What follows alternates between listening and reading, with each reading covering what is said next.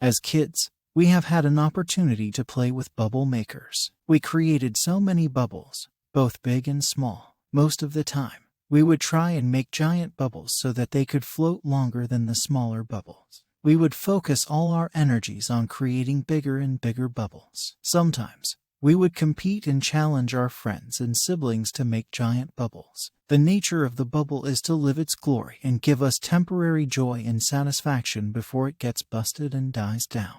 Did we ever feel sadness, anxiety, anger, confusion, shock, and frustration because the bubble got busted? Perhaps we might have felt a little disheartened by the wasted effort, but never any of the strong negative feelings. Similarly, the world of beliefs are like these bubbles. Each bubble is the belief world, which we create all the time. Massively giant bubbles are the collective beliefs of many people, and the ones we have nurtured over time. Only if we can see them as bubbles can we easily move in and out of belief systems of our creation as well as the creations of others. Some common examples of a massively big bubble are beliefs around the economics of a country and an organization and beliefs around culture. Do you see how we have made it our own? In other words, we have identified ourselves with them for so long that we have forgotten it is a bubble. Remember, the example above shouldn't make you conclude these bubbles are neither good, bad, or ugly. They are just bubbles. Becoming aware of this is when freedom starts to dawn on us. Most people create these bubbles and invite us into them so that they can grow big,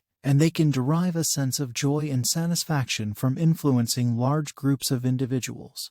But often, the creator gets entangled in them, forgetting it's a bubble and getting attached to and identified by it. They might also employ extreme actions to protect this bubble from going bust. So do you see how the karma of an individual is playing out in this example? When we can freely travel into these belief worlds of our own and others, experience them and come out of them willingly without getting stuck. Only then can we acknowledge and appreciate them without getting entangled. And since we don't see it this way, we get identified, attached, and trapped in certain belief systems of our creation and others. And once we get entangled in them, we try to start disbelieving the existence of other people's bubbles without realizing we are in a bubble ourselves. Our mind starts a war within ourselves between truth and falsehood, as well as between trust and mistrust. When we start to see these bubbles for what they are, it becomes clear it cannot define who we really are.